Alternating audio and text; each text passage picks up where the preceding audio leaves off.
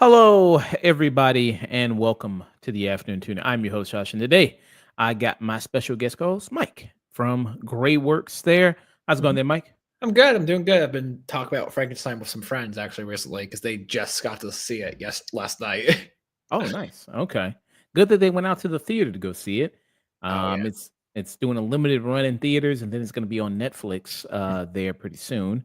Next week, well, actually, this upcoming week, it's going to be on Netflix. Yeah, November 7th. November 5th, I believe. Yeah, so that's what Netflix does. They do that with some of the movies. I wish it could stay in theaters longer, but unfortunately, no, it cannot. But yeah, thank you so much for joining me today there. Mike, it's good to have you. You said you wanted to come on to discuss this. I'm excited to have you on to Yeah, discuss this. not a problem. This is definitely it's a movie that I was really looking forward to, and I have a lot of thoughts on it. Okay, I'll be interested to explore those thoughts with you. Yeah. And then future streams there. Monday, I'm going to be doing a stream with Sage from Rated M for Immaturity there. He's going to be coming on. We're going to be doing Alien versus Predator because Predator Badlands is coming out this week. Nice. So do a retro review for that. Also, do a review there for, let me pull this up real quick. Welcome to Derry. The first two episodes do that. Have you seen that or no? I've seen a clip from the first or second episode that went viral because it was like there's a major shift in like character perspective. I might check it out. I think the It movies, the new ones, aren't quite my speed. I think it's like kind of an audio thing to me.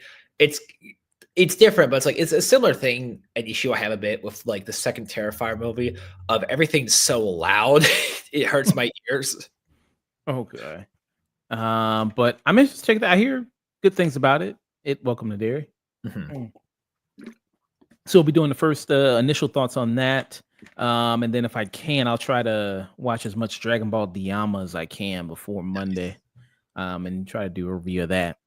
Wednesday, I'll see if I do a stream Wednesday there. If I do a stream, it'll be House of Dynamite, that new Catherine Bigelow movie there. Mhm. And then with Neo there from oneofus.net.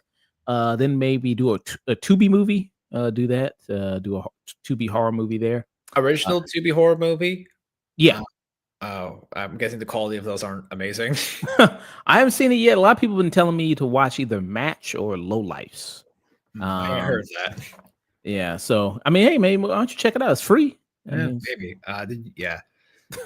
I just watched a few horror movies last night after I went to a few bars. But what movies did you watch?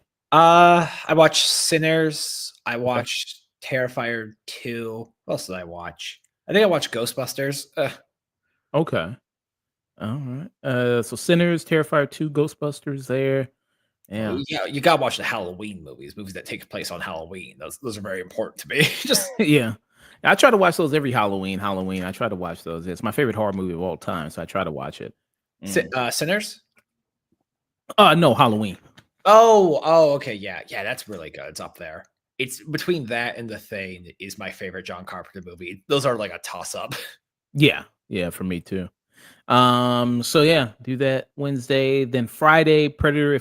I'll probably be gone. I'll be doing a work trip. I'll see if Nick is able to do it, but he'll do a review for Predator Badlands there. That's the big movie coming out. Then there's some other like smaller stuff. Like there's that movie with Sydney Sweeney where she's like a boxer movie. Yeah, Christie or something like that, I think. There's that, and then there's that movie with Jennifer Lawrence. Got the name of the movie, like Die or No More Die or some shit like that. Die My Love. That's what it is. Die My Love. So that's a movie there. That's with her and Robert Pattinson is in it. So okay. Yeah, I haven't heard of that. Yeah. So those are two like smaller movies that's coming out with Predator Badlands. But that's the lineup there. Some of the movies coming out next week there, but Predator Badlands is gonna be the focus because that's the big one. No stream plan for Saturday, no stream plan for Sunday. There, I'm gonna be going on a work thing there. So I'll be out of town. But Mike, let people know about you. What you got going on? What you got coming up? All that good stuff. Hi, yeah, I'm Mike from Greyworks. I'm kind of an indie animator, but I also talk about like a lot of classical literature, a lot of like mythology on my TikTok, if that interests you. Uh, been having a bit of a run as of late. I've had like, oh yeah, I also complain about nostalgia, just because like I'm the fun police here, just uh, but yeah, I've been talking about like different art. I've been talking about a lot of my like I also while in between like making my own indie animated stuff like Entangled, Howling Hoods, and Miss Manhattan, which I plan on re-exploring. I talk about Mary Shelley, and this is also kind of like getting into my thoughts of Guillermo Del Toro'S take on her. But I talk about a lot of stuff. I also I interview a lot of indie creators, a lot of like directors in general. Uh, I have taken a bit of a break for that, but I did recently do a catch up with my friend Kayla and her show Skelly, as well as the whole cast of Skelly, the Skelly crew. You can find it on Greyworks. It's on live. Uh, so that was a big thing. That was like 6 people on. Hi, and welcome. Uh, and you could see my Halloween outfit there. I went as Charlie from Smiling Friends. It's just Oh, okay. That's what he's supposed to be. All right. yeah. I had a Charlie outfit for different reasons, but I have a yellow mask thing, but that's too hot for me to wear, especially with my hair as of now. But yeah, you guys should all check out Skelly. It's great. The Animac pilot actually came out very recently on Halloween. That's amazing. Uh and all that jazz. It's been in development for a long time. It's so cool seeing like the process. Kayla, she's been on my show a few times. Uh but yeah, nothing too much else going on. You may yeah, it's just like I think you might know me from some aspects of like I don't know if you're in the like mythology or classical literature circle on TikTok, you might just recognize my face complaining, but it's just Yeah. So what are you now? Are you the Frankenstein guy I have now? no idea, Or- just like I think I'm the guy who fights people about Marie Antoinette or Christopher Nolan. Just whenever I bring up Christopher Nolan and like even say I like him as a director, but I'm slightly critical of like some of the leaks we see with his new Odyssey, I get a lot of people mad at me, and they always point out my mustache for some reason. Just like your mustache is stupid or something? Or well, no, they say you're like that's the thing. They even say it's stupid. They just said I got a comment that said like he's a multi-millionaire making movies, and you're a nobody with a mustache. It's like I do have a mustache. I just it's just like it's a so the little nobody part is true, but yeah. The mustache was just such an odd thing to add on. Just oh, okay. Entangled should hopefully be done by this November. It might be out this November. We only have 2-ish more shots with it, so that's gonna be fun. So Very nice there. It'll probably be better than aren't they doing a live action movie pretty soon, right? That's coming out, like Disney. well, this has nothing to do. This is Entangled. It's completely different. Oh, okay, gotcha. It's This is done. This is Baby Billy's Bible bunkers. Just Okay. But I'll make sure to keep a lookout for that. And people can also follow you on YouTube there, YouTube, TikTok, Mhm. all Greatworks, Twitter, Greatworks as well. If people want to see updates of your animation there, this is your Twitter right here. If people want to say right here, if people want to take a look at it. Well, Very awesome there. Are you watching that new season of Smiling Friends? Season 2? yeah, a bit. Luckily, it's like they're all 15-minute episodes. I'm pretty sure, so it's like they're pretty easy to just knock out because it's like there are some shows which is like this is like commitment. Smiling Friends is just like Smiling Friends is on. Mm. Yeah, that makes it easy. Yeah. And they usually do like what, 10 episodes a season, something like that, 8 episodes, 10 episodes? 10, 8, yeah, not terribly long, but it's like there's so much detail with the animation. Yeah. I saw one clip where it was like, I haven't seen any episode yet, but I saw the one clip where he was like, his face was falling off, like Oh poltergeist. yeah, they did like a horror short thing on like Adult Swim. Yeah, just Oh, okay. mhm. Nice, nice. Pretty cool there. But yeah. So that's future streams. That's Mike there. Great works. And do you like to read books at all? Yeah. I read a lot of books. I got a bookshelf behind me, so we all know I love books. Okay. I know a co-host. You've been on when he's been on Sage, right? From Rated M for Immaturity. Mhm. He actually has a book out right now called Red Age. Uh, and this is it right here. I don't know if it'll be up your alley, but it's something to check out, consider there. If this would be up your alley Yeah. there, but very nice. Damn, you're just taking a look at my card over here, but that's Yeah. okay. Nothing too bad. But yeah, if you just want to, yeah, Nice. pick it up there. $20. Mhm. if you get the paperback. But if you have Kindle, you can get it for Yeah. I don't do unlimited. ki I know it's kind of a boomer take, but I love just the feel of a book in my hand. Just Yeah, I like that too. I like that pages there. Do you read comic books or? occasionally, I think as I've gotten older, a bit more critical, I think I've kind of like I'm more I read DC and Marvel more digitally, and I think yeah, I've talked about it's like this kind of causing me to like butt heads with the fandom, but it's like I'm not a huge fan of like fan service comics, if that makes sense, or like comics made by fans, which is something we might get into in this discussion of Frankenstein. But it's like I do read comics, but it's like I've also been trying to read non-superhero comics more lately, like even like also comics from like other countries like France. I've been reading, well, not reading, but it's like I did actually, I have read before, but it's like I wanted just a physical copy of Edward Carr's the Heracles retelling he did. I got it over there. Yeah, but it's like that's my whole section of like art books and classical literature, as well as just like historical fiction. Mm, very nice there. Mhm. I just asked because I know people are talking about that Absolute Batman right now. Oh, yeah, that got like people got mad because it's just like whenever someone gets mad about like a neo-Nazi getting beaten up, they get weird. It's just like we know what side you're swinging politically.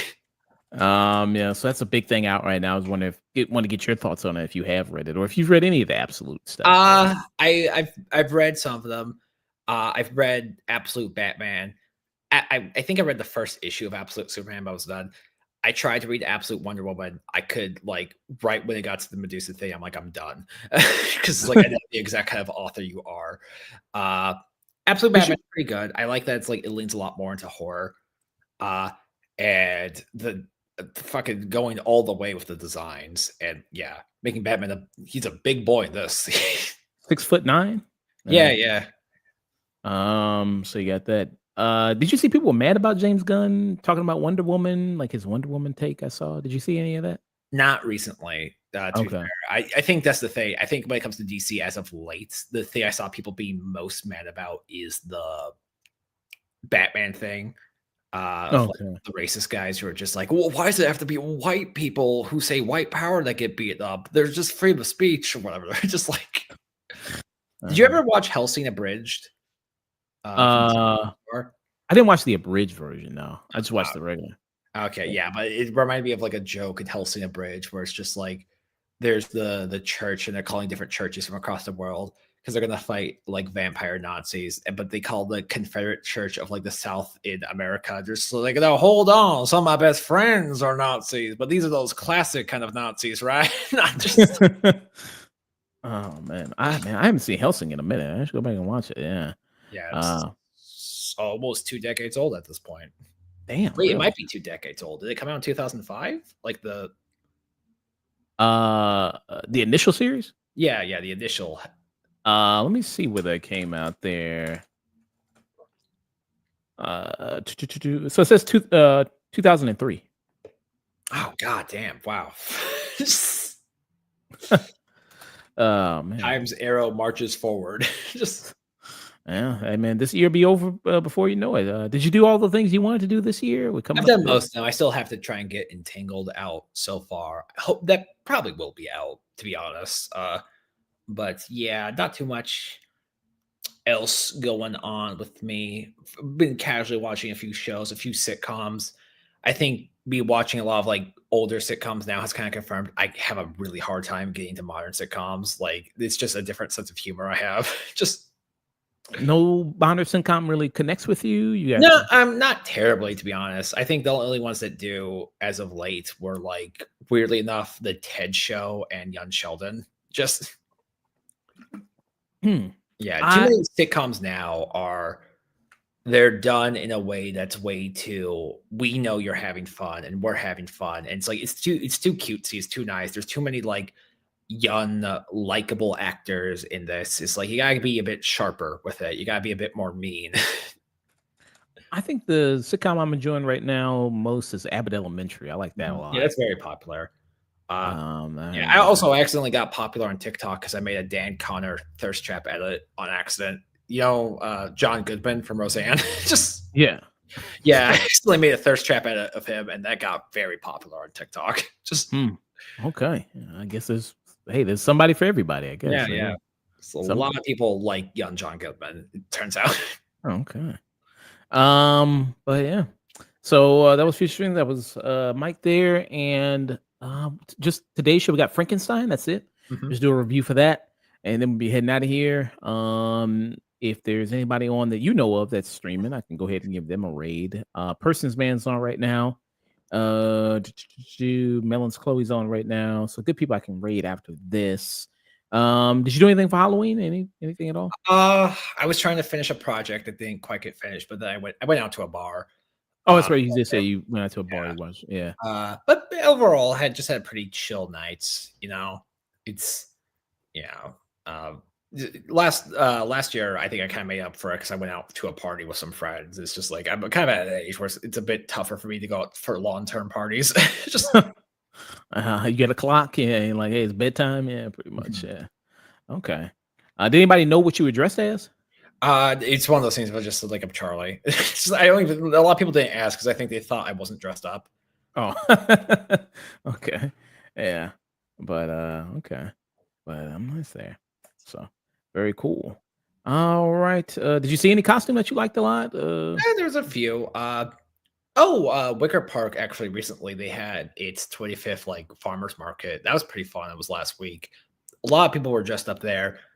Uh, the main girl from the K-pop Demon Hunters, the one with like the purple hair or pink hair, uh, Okay. she's like I think that was the costume I saw the most, to be honest. Yeah, yeah. I saw that. There's a meme like either people dressed as somebody from K-pop Demon Hunters or One Battle After Another or Yeah, Sinners. or So the they, Sinners. yeah, those were probably three of the most popular ones. Yeah. So Mhm. that's what people either dressed as. Because Ghetto Pat from that was mostly from One Battle After Another. Because it's super Yeah, easy. All you need is like a bathrobe and that's yeah. it. So it's like super easy. Mhm, And then yeah, Sinners, and then yeah, K-pop Demon Hunters. mhm. Um, yeah. All right. Let's get into this review, and we go ahead and get started. When's the last time you read Frankenstein? Anyway. Last week. Oh, okay, nice. Okay, so you're fresh for you. Yeah. So interesting to get your thoughts on this. Okay, everybody. Our first and only review of the day is going to be for Guillermo Del Toro's Frankenstein. This is his Frankenstein movies. He's long wanted to do a Frankenstein movie ever since the 90s. Guillermo Del Toro has wanted to do a Frankenstein movie there. He's talked about it a lot there. Even with a movie like Crimson Peak, he did. He said that was kind of like a trial run for his own Frankenstein movie there. And if you think about, if you know Guillermo del Toro's filmography, he's one of the best people to do a Frankenstein movie. If you've seen things like Crimson Peak, if you've seen things like Hellboy or The Shape of Water, he's very much in love with the monsters. He's in love with the sympathizing with the monster because they're not really the monster at all. They're really the human being is really the monster here, and we get a very much sense of that in this. So this is obviously an adaptation of Mary Shelley's 1818 novel there, Frankenstein. And we have it where you have Victor Frankenstein, who is the mad kind of scientist there. He's played by Oscar Isaac, who gives birth, who creates life, creating the creature, as they call them. Who the creature in this is played by Jacob Elordi, who came in as a last minute substitution because Andrew Garfield was initially supposed to be in this movie, but he dropped out. I think he dropped out because he had to do After the Hunt. If you see After the Hunt, big bad decision if you watch that movie. Much better to be in this movie. But Jacob Elordi came in to play this, and people might know Jacob Elordi for being in such thing as like Euphoria. He was in that. That's kind of one of the big things he's been in. He was also in that movie Saltburn as well. And if people don't know, Jacob Elordi, big guy. He's like 6'5". 6'7". 6'7"? Okay, 6'7". And he also got the muscle mass to go with it. So that adds to the creature's portrayal being this big, massive, imposing kind of figure there. So he is pretty big there.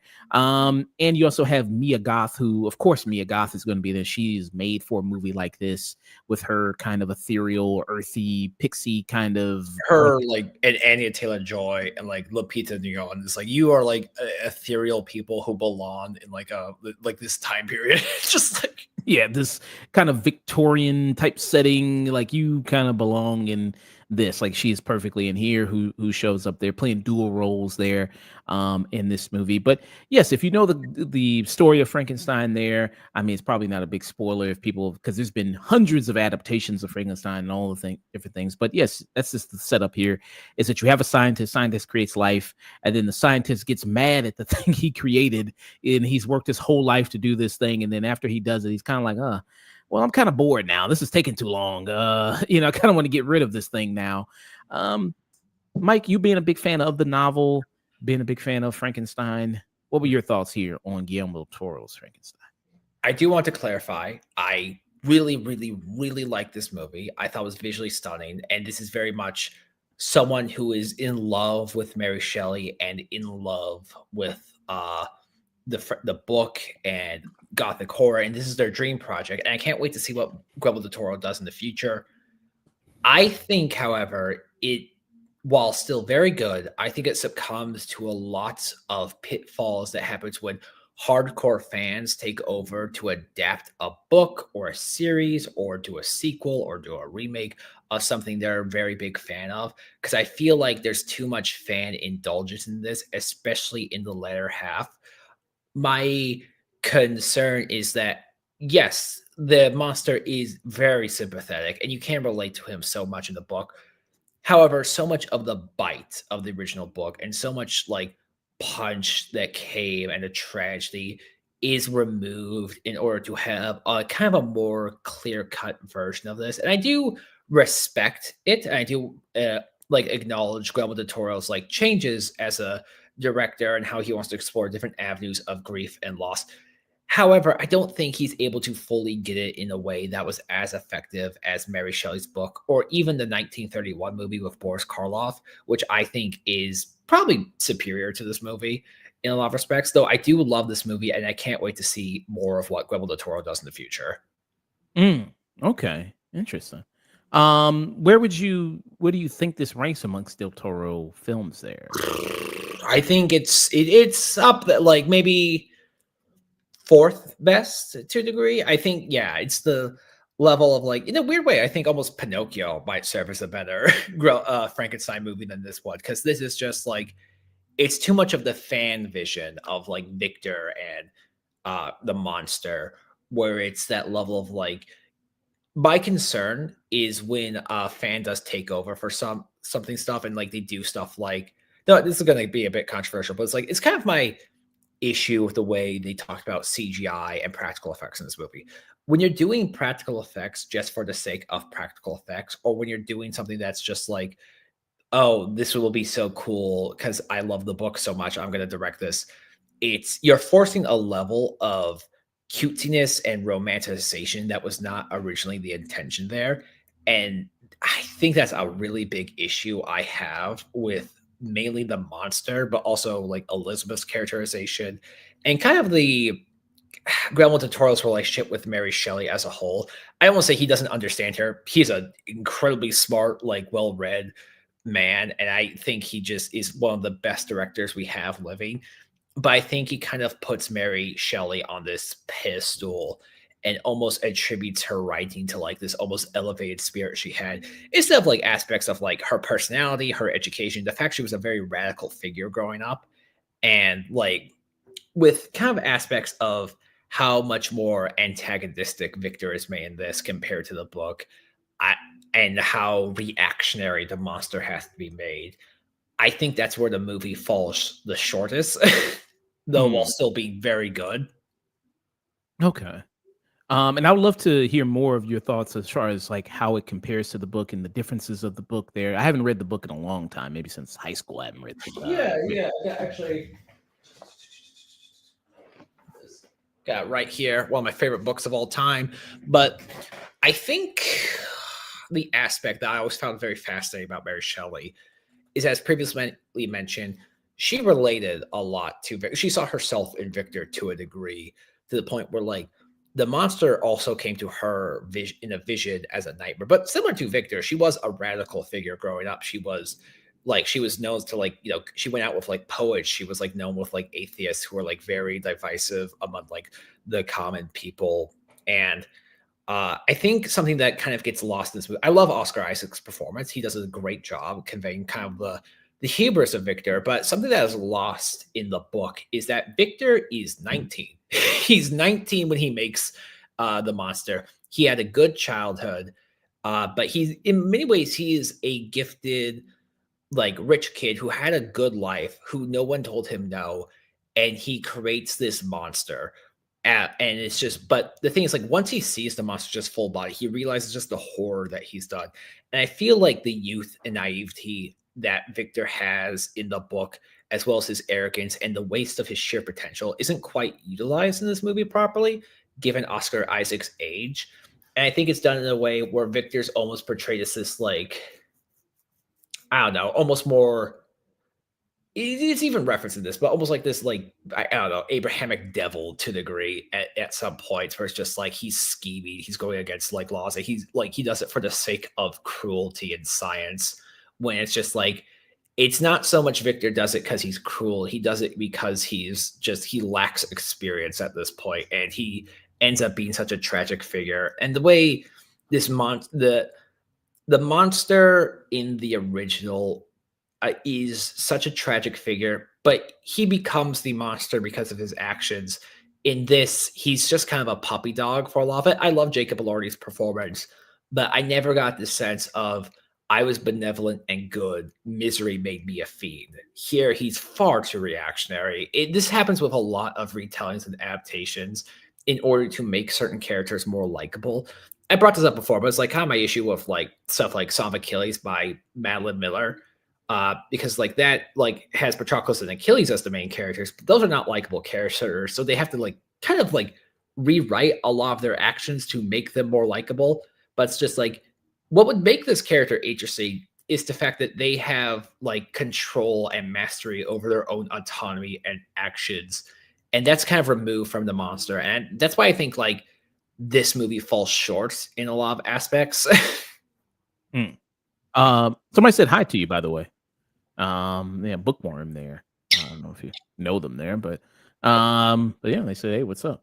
But I'll start off with what I really, really like. I enjoy a lot of the costume. Costume design is on point, really gorgeous, especially Mia Goth and a lot of stuff she wears. I could see this definitely being nominated Oscar-wise for that. The costume design, the production design on this is also really amazing. I could see it being nominated for that. The castle, the laboratory, all that stuff. It very much gets that right very, very well. And that looks gorgeous to look at. And then Guillermo Del Toro boasted, like, you know, these are all real sets and we all built this and all that. And it's a shame because this is, so it's a Netflix movie. They're doing a limited theatrical run. And you know it's going to be on Netflix November 5th there or November 7th, and so a lot of people, you have a limited, by the time this review comes out, it'll already be on Netflix, so people have this limited window to go see it in theaters. I wish people would have the opportunity to go see it in theaters because it is such a gorgeous looking movie to look on the big screen. So I recommend seeing it on the big screen if you can, if you had the opportunity to, you were lucky. Bookworm says it's an issue that the monster has only known misery. Even when he tries to do good, no one would ever accept it from him because of his appearance. So you have that in there. And Jacob Elordi, who's in this, does he count as like, would he be sexy Frankenstein, even though he's supposed to be, does he still count as sexy Frankenstein? I think it's more of a sexy because of the vibe, but not like, it's not quite like one of those when they make the monster like too sexy where he just looks like a guy. Here it's like, oh, it looks horrifying, but like because it's very tough to get the thing from the book, because like the monster is, I believe, 7 to 8 feet tall in the book, and his arteries are exposed, his skin is barely covering, he looks yellow, he looks greenish, but also like Jacob Elordi's performance in this is so wonderful. He has maybe my favorite scene in the movie when like the monster wakes up, like comes to life, and we see it for the first time. I've never like. I hope Jacob Elordi goes the way Robert Pattinson goes, where like he played his rom-com characters, he got money from that. Play freaks from now on. Play weirdos. Just yeah. That'd be interesting. Yeah, I think he does an amazing job there. And a lot of people were complaining at first when that happened, when Andrew Garfield dropped out and then he came in and everybody was like, oh, this fucking guy. But he really is one of the real best things about this, and he works very well there. Even if, like you said, maybe they make him a little, maybe too sympathetic at times there, where he is almost, especially there's a scene where he's like the rats are like all around him and he's playing with the rats and everything like that. So they like him and the animals like him and all this. It's like, okay, you kind of got that aspect to it. Um, and Oscar Isaac in this, I mean, he plays a great asshole in this with Victor Frankenstein. And their whole kind of dynamic is also interesting. The storytelling mechanism of it, it's very basic, but I mean, it's done there to kind of set this thing up because it's a lot of, I'm meeting this person and then let me tell you my whole story. And then it's part one, and then the creature comes in, and then the creature tells his story, and then it's part two, and then that's the way it's kind of done. Is it very basic? Yes, but I still think the way it plays out is still very interesting. What do you think about that in it? Yeah, I like that for the most part. I think it's also that they've just like the in terms of events happening, there might be other movies, but like, I think this is the closest you will get to the book in terms of just sheer events happening. Maybe not themes of the book and like what the book was at its core, despite how like I think this movie does try to do that to a degree, because I'm very divided on a lot of its aspects. It's like even though I still like it, like I do think a lot of the changes are very strong. Like changing it so it's like the war, they changed the time period, so the war that's taking place is the war that like kind of surrounded Mary Shelley when she was writing Frankenstein, and that's where she gets a lot of the bodies from. Because I think in the book it's like a welder and like a carpenter, like the way Victor like gets those bodies. But I think that's another aspect of this of like Oscar Isaac does a great job.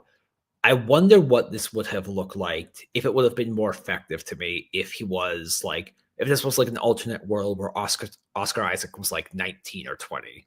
Because I think so much of Victor's youth and just he kind of went the cliched route of like mad scientist character. He's a college kid. He's Mm. More of a guy, a lot about his hubris at his yeah. youth, maybe. Yeah. Um, Bookworm continues and says, and as such, when he does finally come across Victor and his family again, it's all the consuming rage of seeing the origin of that misery he wants him to see it. He will take everything that he loves from him as what he was denied. And he says, I believe Del Toro told Elordi to read a book on child development for his performance. And that's so perfect in capturing the fact the monster is essentially a baby. Yeah, that's true. The monster is in many ways Victor's child, and there's very big a fan idea of like the monster is the child, and like Victor's actually the monster. But I think it's important to know Victor's not really meant to be a monster in the book. Yeah, it's that thing. Like he's a lot more nuanced and tragic than I think a lot of people online make him out to be. Because I think this movie became kind of shockingly blunt in some of its message and theming to me, which I wasn't quite expecting. Generational trauma, Yeah, passing down that sins of the father and such. with Tywin Lannister, Yeah, screwing his kids up again. Charles Dance, who plays the father of Oscar Isaac, Victor Frankenstein, in this, who Charles Dance, I guess, is always just like for the rest of his career, just going to play asshole fathers. I guess that's just he's destined to do that. Look, he's great at it. I mean, yeah, he is really great at it. So he does have. I mean, he is fantastic at it. So hey, why not keep doing it? Another thing about the aspect of the creature, I don't know if this is in the book there, but the stuff with the creature is almost. I mean, the creature I know is always very strong, but they make it like almost like he's the thing or something. Like he's like, yeah. He is. I'm trying to think. I think like the strongest thing he does is that he breaks chains in the book. But yes, like here, I'm not saying the monster couldn't do it because like Victor theorized the monster was just going to get stronger and stuff like that. So like I guess he could potentially do it. Shocking amount of like Mortal Kombat-esque finishers the monster does in this. Just yeah, like when he takes on those guys, like he's doing kind of a little bit like he's twisting guys' arms and throwing them, and yeah. Have you seen this is gonna sound very odd. Have you seen not Red Dragon, Manhunter, the first Hannibal Lecter movie with Brian Cox in it? I have not, no. Yeah, there's a very similar strange thing that in like every now and then when someone like grabs, he does like a judo throw and stuff like that, stuff that was not in the books. Yeah, like, yeah, he does a lot of throwing people around. Yeah, he does a lot of that in this. Even with a ship, he does something kind of spectacular with that. And it's like, okay, I don't know if I mean, I guess it's no big deal there. I don't. It's not the realm of possibility, to be honest, for the monster, but Yeah, so I don't know if that'd be a sticking point for some people who are big fans of the book there for them. for Uh, me, it wasn't terribly for the most part. As well as the aspects of regeneration. The monster can heal itself, kind of, in the books. Maybe not as fast as this, but like that, there is like a basis to it. I think for me, when it comes to an adaptation, I am more of a fan of like kind of like looser, weird adaptations. I've even talked about this before. Of like, I think I would almost like this movie better if it was like Brother, Where Art Thou? Where how that's an adaptation of the Odyssey, but it's more of a way of like we're not using the exact names and locations and events and all that. Like if this take place in like I don't know 1930s France and like it's the Beast and then we have like Doctor Lamoy or something like that, like more of a looser adaptation. And mhm. I think that would sit better with me, but my issue is like when you call it Frankenstein, when it's like a direct movie, when it's not comedy or a musical, and you're using the names, the events, and the iconography, and you're like, this is our retelling. I think that's a frustrating thing because like you're gonna have to kind of like grapple with how much of the themes are gonna carry over with the book, but you also can see kind of like the fan indulgence of it, especially with like how much of the violence the monster does ends up being reactionary towards it. Because the monster, well, like is sympathetic, but the monster is able to plan out murders and like frame people. And a lot of Victor's like worst aspects, it kind of has to deal with inaction, with the fact that like he could have stopped the monster, but he chose not to originally because he didn't want to get in trouble. Just Okay, and it's a little bit you see kind of the opposite of that in the movie, more to make Victor seem like more the villain as opposed to the creature. Mhm. Um, yeah, but yeah, but I'm thinking like with this Del Toro film there, I think it's maybe one of my top 3 of his movies already. Mhm. Maybe I'm reacting to it too early because I love Nightmare Alley. I'm big on Nightmare Alley. I love that a lot. I think I really enjoyed this a lot there. His Hellboy movie, Blade 2, I enjoy quite a bit there. And I think this is kind of up there, especially with a lot of the emotion in this movie as well, with the kind of the performance. Again, some of the writing I think can be perceived as somewhat kind of corny in that sense there of like, the themes and all that stuff. It's very on the nose. It's not hard to parse out what's the meaning of this. But I think through the performances and the genuineness of that, I think it's still executed kind of in a wonderful manner there. What do you think about that there? I do really like it. I am gonna have to rewatch it again once it does come to Netflix to kind of like maybe have a better take on it. And again, I'd say like maybe 60% of the changes in here I really like. The other changes I have just a bit more. It's not even like I think all the changes were bad. It's more like I'm very split all the changes of like I see what you're doing for it. And I don't think this is like bad in like an abstract point of view, but I do think this is kind of like it's at odds with the story itself, and kind of like the impact it makes. It does seem like it very much wants you to like the monster in a lot of ways. Mm. Yeah. Well, I mean, hey, Del Toro loves the monsters, man. He Yeah, wants to do. yeah, of course. Yeah, this is very much a Grell Turbo movie, but I think also like mon- there's a monsters because like of appearance and stuff like that. But when you do compare it to like a character like the monster is intelligent and a person, but like it also has action and control over itself. And the reason why Victor did not make it a mate in the original is because just seeing the destruction one of these things did in like such a short time field is like the potential race of this could like destroy humanity.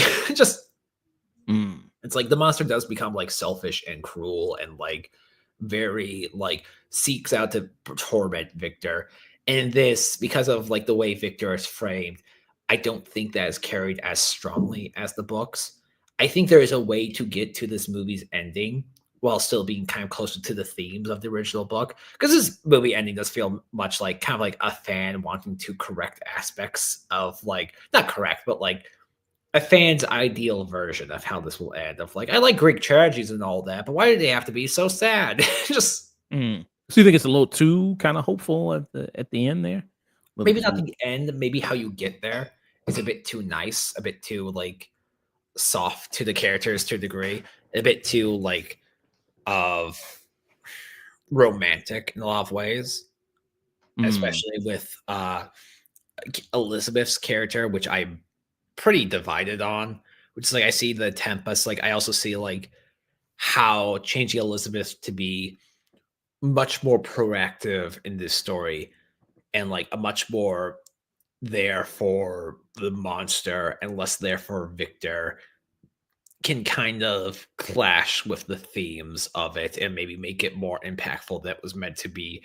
And I think kind of like maybe wreck some aspects of like kind of the gross incestuous relationship between Victor the monster and Elizabeth in the books. mm, okay. Because there's a little bit of a slight love triangle, a little bit over here that you also see in there. Yeah. Um, Yeah, and, like you said, in seems like in the book, yeah, I mean, it's not painting him as so much of a villain as No. opposed to in this movie, where maybe it's trying to lean to more one side than the other. Especially, I mean, he's yelling at this creature of like why he can only save Victor when it's only this creature just came into existence like a week ago. Yeah. It's like, like bro, just like give us some time. Mhm. And then when he finally kind of gets everything he wants of creating this thing, it's like he just kind of feels empty and it's like, well, I already did it. It's like I've Mhm.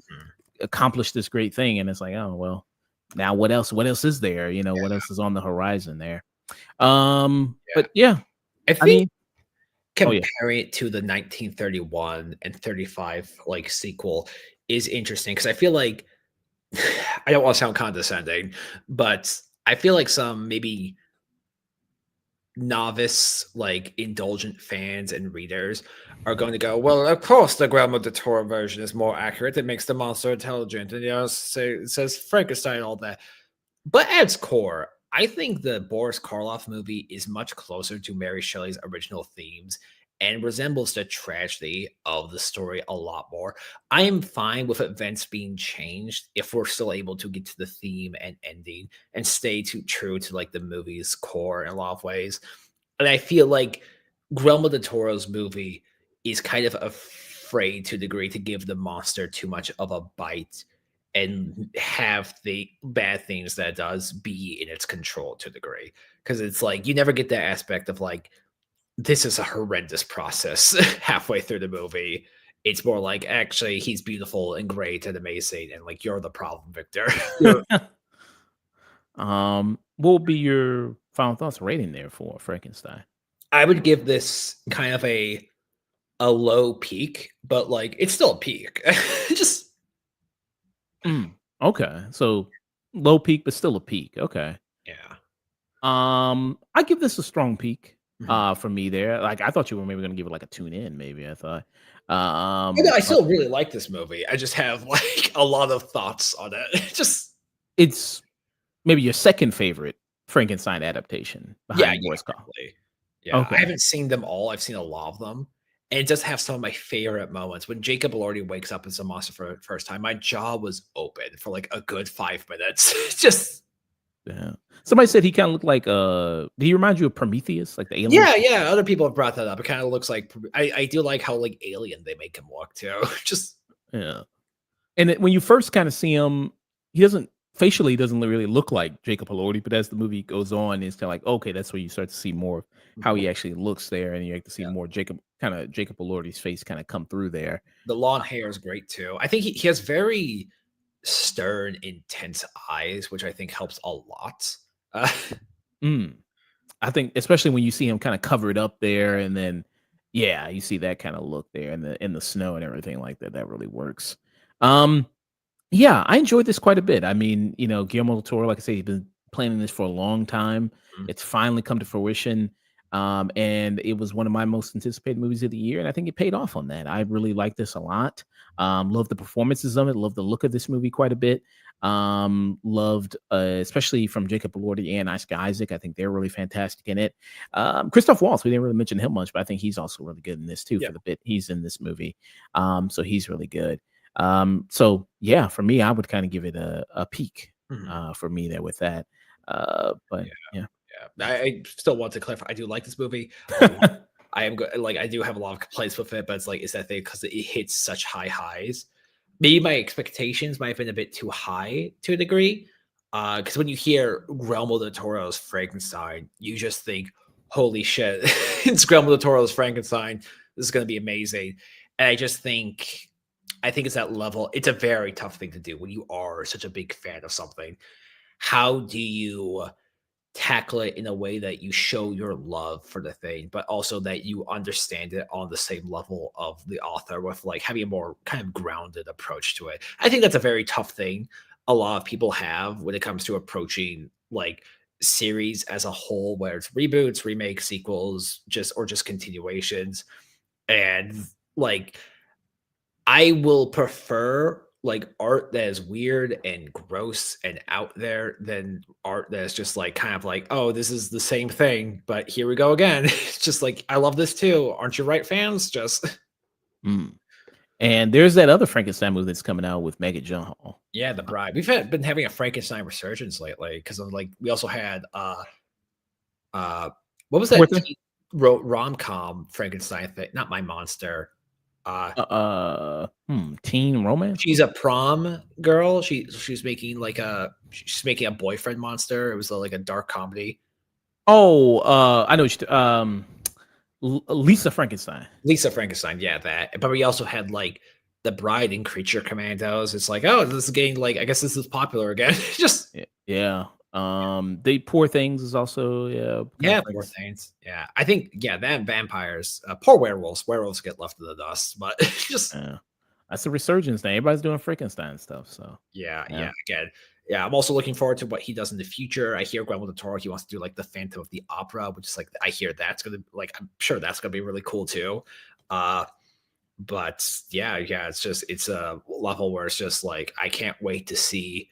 It's cool that we're at a level where we have like an artist like this who can make this kind of movie and make it so like true to himself for better and for worse. And I can't wait to like see more what he does in the future.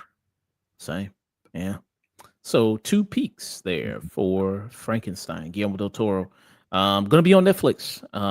Netflix doesn't deserve this movie. Yeah. Should be in theaters there. Mhm. Yeah. Uh, but awesome. So there we go there. That was our review. Mhm. All right, we're gonna be heading out of here. Thank you so much, Mike. Thanks again, man. One more time, let people know about you, what you got going on, what you got coming up, all that good stuff. Yeah, no problem. I'm Mike from Greyworks. You can find me on Twitter, on TikTok, on Blue Sky, on YouTube. I am creating a Rapunzel project that should hopefully be out in November, maybe December at the latest, or maybe like later if I just want to hold on to it for a time period. But yeah, I work on animation. I talk about classical literature. I talk about mythology. I talk about cartoons and all that stuff. Uh, but yeah, I can't wait to see more in the future of both like aspects of Frankenstein, but also like I can't wait to see more people talk about like uh like other kind of future horror movies and like gothic literature as well a lot too. Oh, okay, so this is the full costume, right? Okay, Yeah. gotcha. This is for a bigger video that I'm in. You're gonna see Pim too. Just Okay, nice there. hot Uh, as shit in that thing. Just what's the mask? Is it just like stockings or something? Or it's here somewhere, but it's you know those one like you remember in It's Always Sunny in Philadelphia when Charlie was like the Green Man and he just had like a huge green suit? It's like yeah. a one piece thing. Yep, it's right there. It's that thing. It's just a big yellow one piece suit that I had to like zip on. Oh, okay. Damn. Okay, that does sound pretty hot there.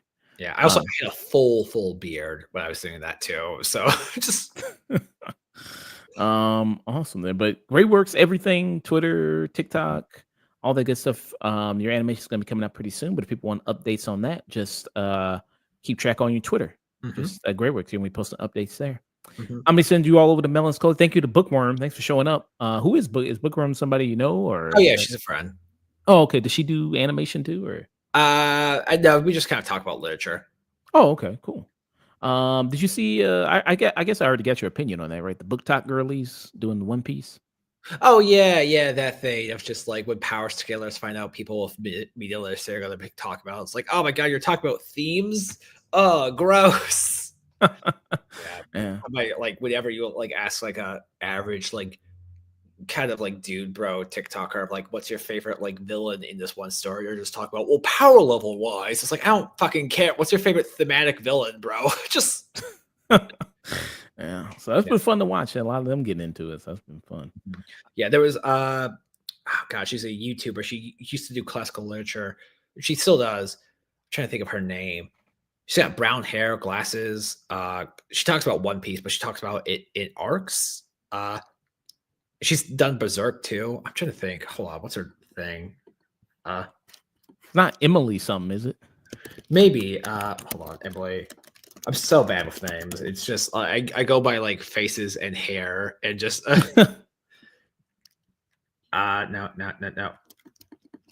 Elbath review. Hold on, it's got because she does them in like she doesn't do like single version. She does like a full thing as she like when she talks about the characters. And it's just like She reads the manga or she does the anime? I think she reads the manga because she had to take a pause.